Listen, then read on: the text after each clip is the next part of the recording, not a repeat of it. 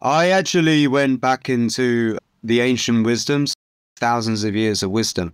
In the tradition of yoga, there is a branch of it called pranayama. Pranayama is actually the most, in my opinion, most fundamental part of yoga, which is missing a lot right now from the mainstream yoga industrial complex that's been created out there. And pranayama basically means energy control. Prana means energy, yama means control.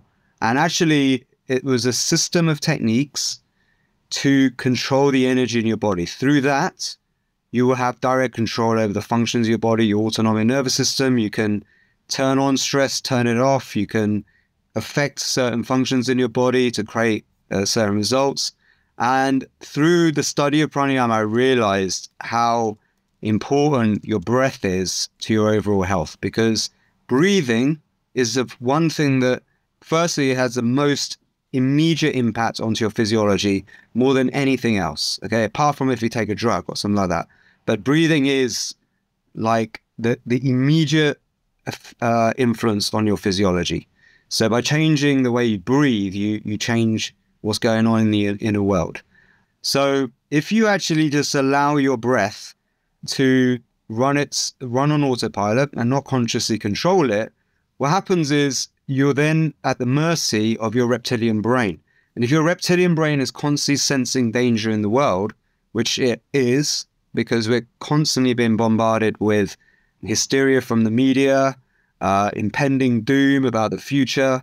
We have the bills to pay, we have financial problems, we have relationship problems, we may hate our job, we may have bullies at work.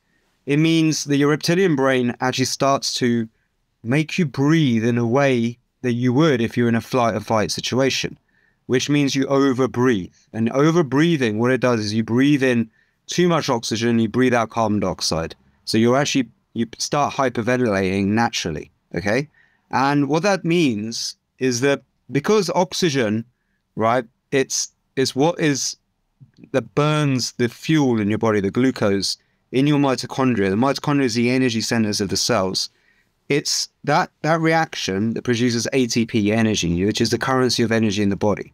So just like a normal fire, like a real fire, okay? Imagine the mitochondria is a furnace, okay, burning fire.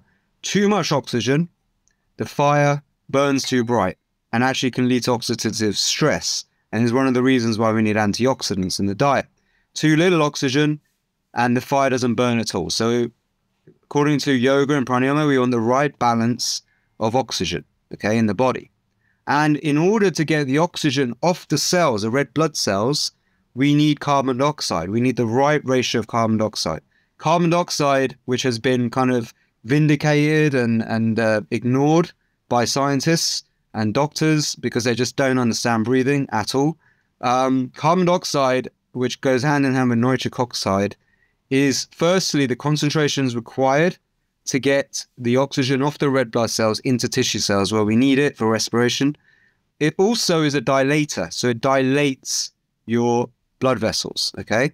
Now, when you're under stress, you get contraction by overbreathing, too much oxygen's a contractor, okay?